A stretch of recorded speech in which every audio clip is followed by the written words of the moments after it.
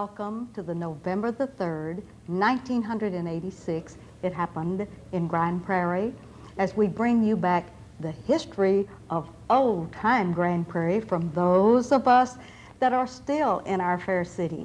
We're delighted to have with us today for our history tape number 28, Mr. and Mrs. Ford, the mother and the son. We're delighted to welcome you, Sally Ford, to It Happened. Welcome to the show. Thank you. Wonderful. And Benton Ford, the son of this illustrious lady, the matriarch of the Ford and the Copeland family, we're delighted to have you with us to kind of help us with history today, sir. Thank you, Ruthie. It's good to be here. Wonderful. Now, Sally, we know that you are a long-time Grand Prairiean, so let's start out about talking maybe about your parents who were, give us the name of your mother, and that was Carolyn Coleman.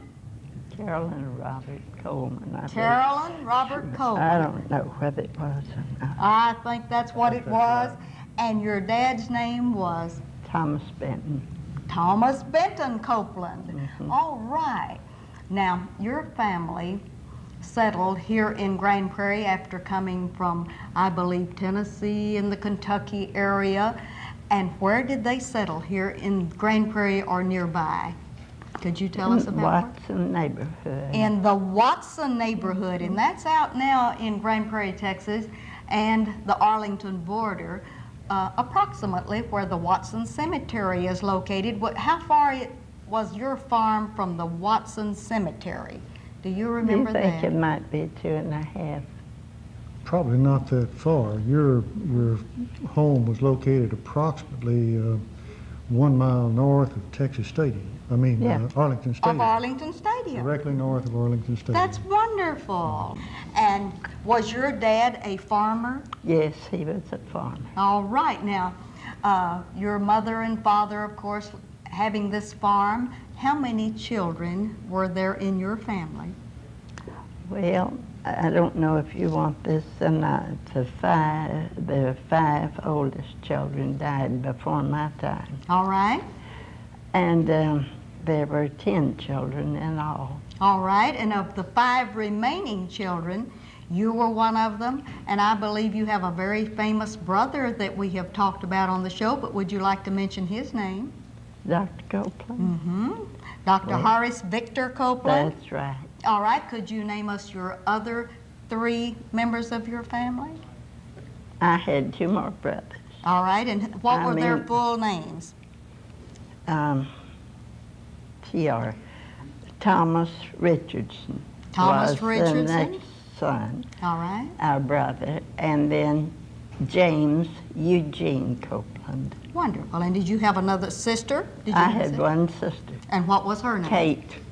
Kate Copeland. Kate Copeland. Short and sweet. That's it, short and sweet. Well, wonderful. That's a wonderful family. And as you all grew up on the farm out sort of northeast Arlington, or what we would call northwest Grand Prairie, what did you do on the farm? Did you have any chores to do? No. You didn't have any chores to do? All I had to do was Saturday morning clean the lamp chimneys. Clean That's all I ever had to do. Isn't that wonderful? Yes, Because you had big brothers, didn't you? Yes. And they didn't, Mama and Papa didn't seem to worry about the children. We had plenty of room out there. All right.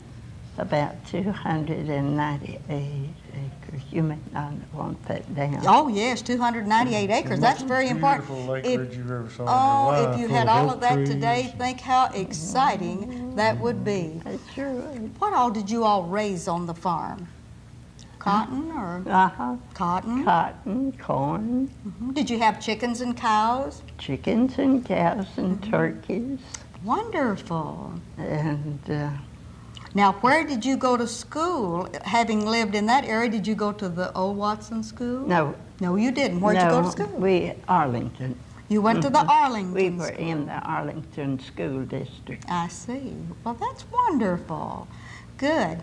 And then, as you grew up, went to school in Arlington and grew into a young lady, I'd like for you to tell us maybe some of the things that happened to you while you were growing up. What did y'all do for entertainment and We didn't have to have entertainment. You didn't? We had enough. All right, now where'd you go to church? The Watson Church. The Watson Church, where the West Fork Presbyterian Church is located now?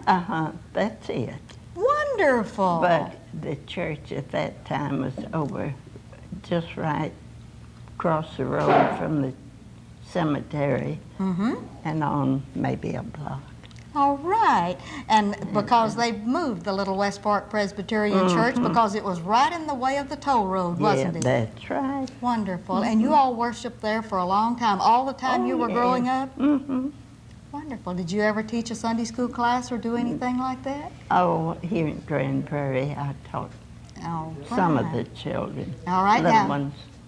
going to church and going to school in Arlington, as you grew up, how did you meet this wonderful man who is Mr. Frank McLean Ford? Tell me how you met Mr. Ford. I'm interested in knowing about that too. Yes, you want to find out about that, don't you, Benton?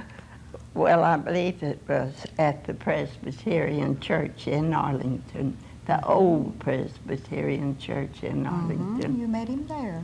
He had a horn, and he sometimes used that with the choir. And that's where I met him. All right. Did you sing with the choir or play for the choir or any part in No, all we did was out at Watson that? Out at Watson. Church. It just so happened that I ran around with some girls All right. in Arlington, and that's why I happened to be there. All right. One- And tell us how you met him. At a church function, and he was playing the horn. Did someone introduce you to that good-looking young man? And Well, the girls that I was with knew him real well, and I never had seen him. So that was it. and then when you saw him, did you decide that he might be just the right young man for you? No, Oh, you I didn't didn't. like him or anything? Well, I liked him all right, like I Yeah. would like. Yeah, us. Yeah, that's Yeah. right. Well, how long did it take you to build up this courtship, and finally he got brave enough to ask you to marry him? Oh, I don't remember. Maybe 17, 18 months. Maybe. I think she was playing hard to get, Benton. No, she was wonderful. And then you all married. Where did you marry? In In Watson? our home, out on the farm. In your home on the farm. How delightful. That's wonderful. Well, we just had so much to do on the farm. We rode horses and so forth. Now tell me about your parents coming here from the east, like from Kentucky and from Tennessee. How did they get here? Well, Mama came, as I got it, understood it all my life. She and her mother in a stagecoach. And was your mother and one of your sisters came in a stagecoach? No, one of her. One of her- One of Mama's sisters. One of your mother's sisters came here in a stagecoach. Let's see. Do you think Yeah, that's maybe that some of the others came along in wagons? I don't know how they got here. Mom had two brothers-in-law that, well, they are buried out Johnson Station Cemetery. And they were, Mama called him Brother Ben, and I think the other was, I don't know whether it was captain or what he was. All right. Or lieutenant. I don't Johnson remember. Station was Arlington then, I kind of guess South so. Arlington. All right, that just sounds very exciting. And you all married, and then you had a family and came here to Grand Prairie, Texas, didn't you? Yes. Good, good. All right, tell me about your life here in Grand Prairie, Texas. Then you have how many children? You have 2 sons. 3 sons. You have 3 sons, and Benton is one of them? Okay. That's right. All right, and your other 2 sons, would you like to name drop and tell about them? McLean McLean is the oldest. is the oldest, and who is your... Benton. And then Richard And then Richard is the baby. is the baby. That's wonderful. Now, Benton, we've gotten into Grand Prairie, so let's let Sally rest just a minute. Would you tell us something about your father? I know that you pattern your life a lot after him because he was an important community leader. Tell us some of the things your father did for us in Grand Prairie, Texas. Well, okay, Ruthie, I remember my dad as being a real hard-working individual, as most people were, back during the Depression days, which was, I was just young enough that I didn't have that responsibility or that worry. But I remember my dad splitting wood out in the backyard. In addition to our family, we had a whole hutch full of rabbits, which provided pretty good eating. Yes. And a yard full of chickens. And where was your home place when you were growing up? Here in Grand Prairie? What is now 230 Southwest 4th Street. 230 Southwest 4th. At that time, I believe it was known as Jordan Street or Jordan Avenue. Was Jordan Avenue Jordan, 3rd Street then I at think that so. time? I How believe it was. wonderful. All right. And the milk cow, and my dad pretty well supported us on that garden in the back. That's where I learned to dig potatoes and pull the leaves off of spinach and dig up those turnips. And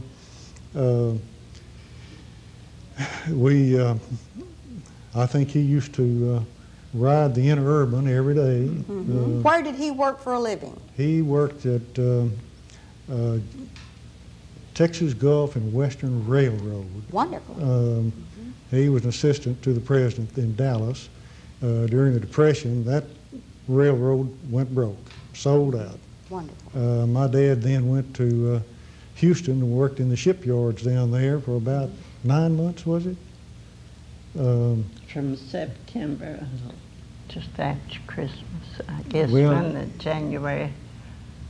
To me, it seemed like about 15 years. I bet it did too. Right. Unhappiest days of my life in Houston, Texas. Yes. But Cried every morning before he went to school. managed to get, I was first grader, managed to get back to Grand Prairie within about a year's time, and back into the Grand Prairie schools, and things picked up then.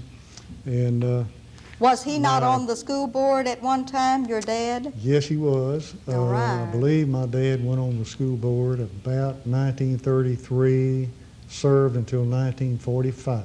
That's wonderful. And I'm sure he was the Yeah. president and everything else Yes, on the board. he And held most of the offices. and then yes. you followed in his footsteps and you've been on the board. Give us your tenure on the About, board. I believe mine was, 1955 to 1960?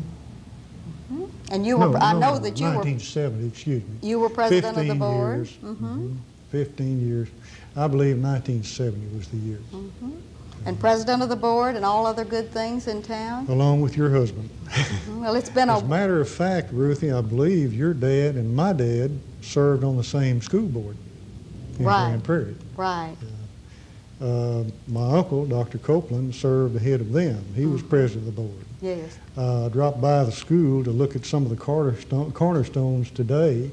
Couldn't find a date on there. Sorry. Yes. It just has his name and president. Just as president. That is wonderful. Now, we're really into the Fords, but before we leave you, Benton, we must mention Maureen and the Correct. Eason family. Would you tell us just a little bit about that before we get back to Sally and talk a little Be bit more happy about to. My Your wonderful wife. Maureen, is the daughter of John A. Eason, who has been dead now for many years. Her brother, his brother and our uncle, Raz Eason, still living in Grand Prairie. And where does he live in Grand Prairie, Texas? Lives in Fairview. Oh, Can't yeah. give you the exact address, but I can go to his house if I need to. All right, we may have to talk with him, shouldn't we? Right. Yes. Right. He's an Okay. interesting person to talk with. And if you can't catch him at home, you'll usually find him on the track up at the Gopher Field in the evening, circling that track like most of us should be doing. Right. And Maureen and you have 2 children, and you better mention those. 2 children, my daughter Janice Cockrell and my son David B. Ford II. My daughter's an employee of mine at Ford & Son.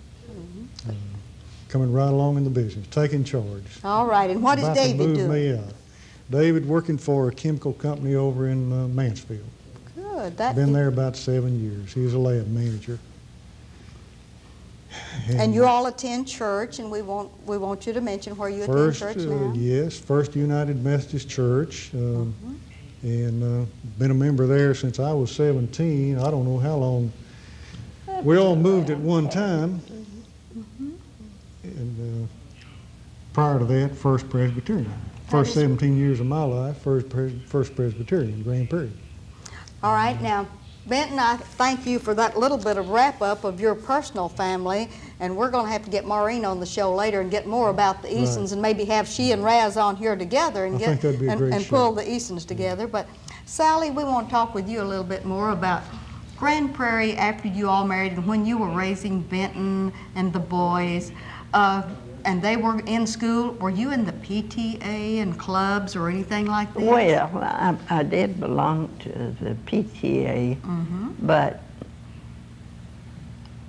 let me see, as foreign claim as ever thought of, I joined the Mystic Weaver Club. The Mystic Weavers, and are they still meeting? Still meeting, once a month though now. Once a month, the Mystic Weavers meet, and do you all meet in members' homes? We used to. You used to. And have the grandest refreshments, everybody did. Can you name me some of the members of the Mystic Weavers that still meet with you all after all of these years? Minnie Turner? Yes, Minnie's a charter member, supposed to be. All right. And my sister helped to organize that. Oh, she did? So Mary Crabbin Smith told me. All right. And let's see. Gertie Couch, is she a member? But she never was a member of the Mystic Weavers. She wasn't. Okay. Oh, yes, she is. Yes, she is now. Good. And do y'all play cards or dominoes or just meet and have fun? And... I belong to Canasta Club. Oh, you do? That's where we have our fun. Oh, that's where you have your fun. Where do y'all meet for these canasta parties? At Bonanza. At the Bonanza. How great. And do you meet once a month or? Yes. We've dropped to once a month. Used to be every week and then every 2 weeks and then just once a month. Do you have a president or you all just rotate presidents? Well, Minnie is the only one that'll have it. Okay, well, that's good. That's good. Permanent president. That's right. And I guess that's it. And when the boys were growing up, did you ever work out of the home? You never worked out of the home like working? I did for a little over a year. Oh, you did? Well, what did you do during that year? Well, I was, what was it? Down on the highway. Still North American down, Aviation. Yeah, that was the name of it then. Wonderful. You Rosie the Riveter. worked at North American Aviation during the war, and what did you do, Miss Sally? I worked on some machines. Well, how wonderful. Did a little deburring once in a while. What's that? That's the burr bench. You work on the burr bench and get all of the burrs off of the parts so that they could go through inspection, right? Back in those days, she was coming home about 2 o'clock in the morning On the night shift. on the night shift, and I was meeting her about 2 o'clock in the morning. I was getting in about that time, and we'd usually break open a can of tamales about that time of night. Oh, that is just so wonderful. And I guess, Sally, I'd like to ask you this. Living down on what is now Southwest 3rd Street and Grand Prairie Road, in really a predominant portion of the original town site, which was south of Jefferson, what do you think is some of the greatest changes that you've seen come about in Grand Prairie? Do you think that the building of that plant maybe caused us to Well, change a lot? I have heard that Mr. Harry Turner was responsible for that. All right. Now, I don't know.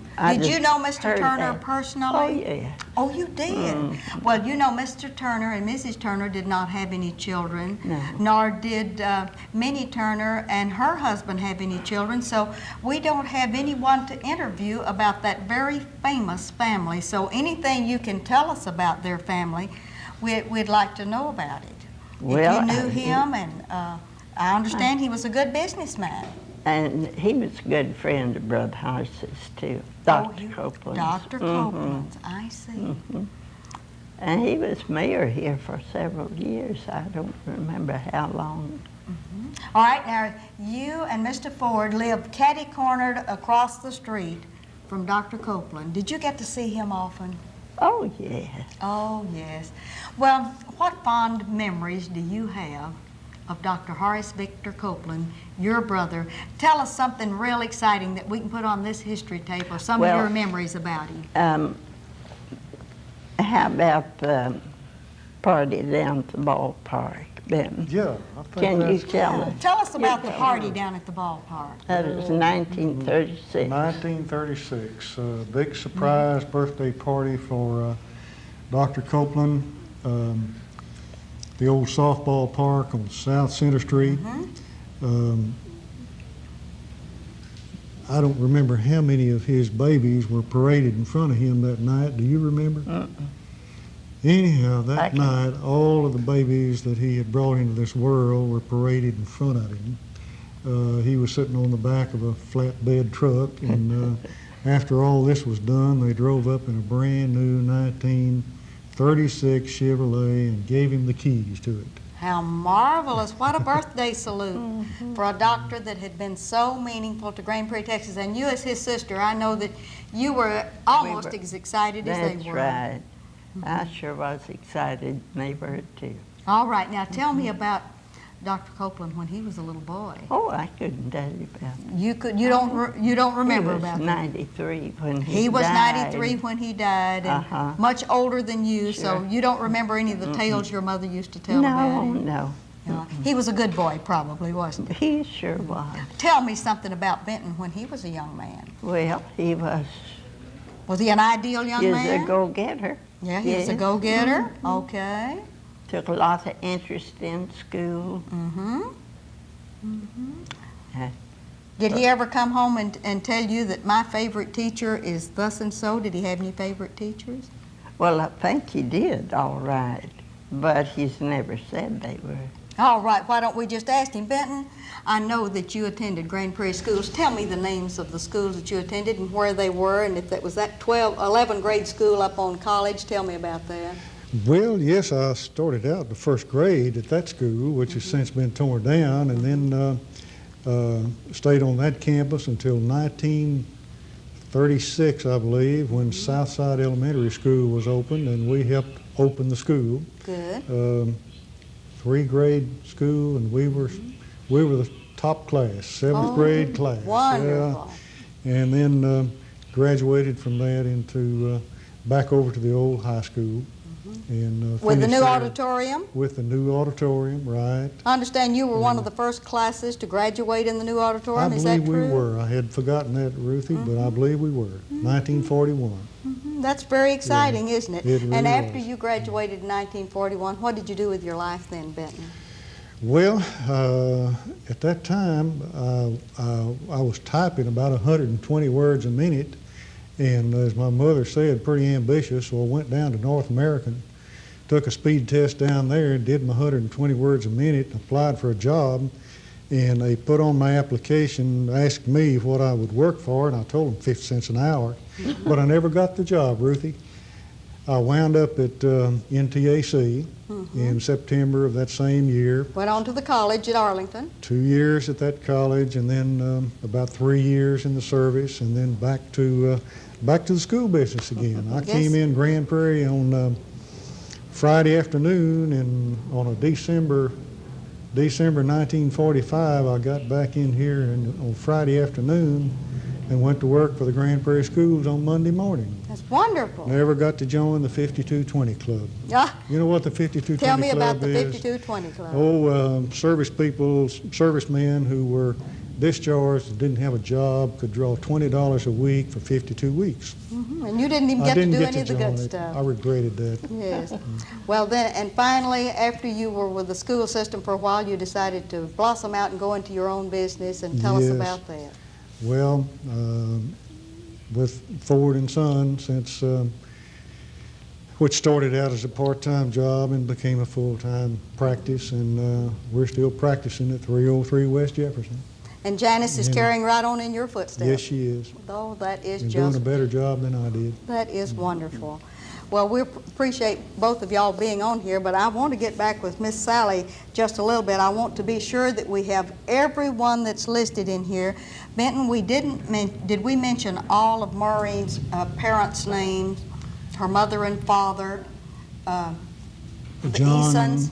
John Eason, her father, Loki Eason, her mother. Good. I didn't think we mentioned her mother, Loki Eason. Good. Sister Anita, who is deceased. All right. Sister Joanne Willingham, who graduated with me in 1941. All right. And Maureen. And Maureen. Well, that's wonderful. Now, Sally, before we leave you, now, I know that you're into canasta. Do you meet with 2 canasta groups? Mm-hmm. And you meet those once a month, so twice a month you get to play canasta.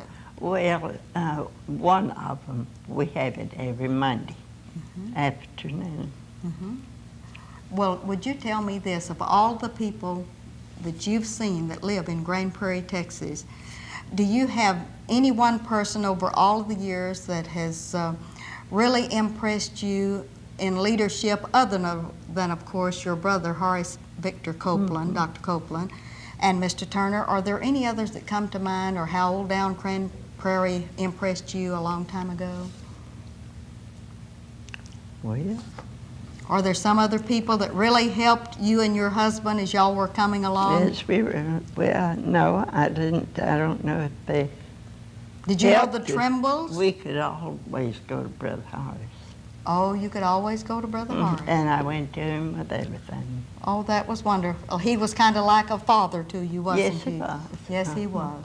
So I wanted to put on if I thought it was going to be cold in the morning, I'd call Brother Horace, ask him what kind of undershirt to put on. all of the good Clean. stuff.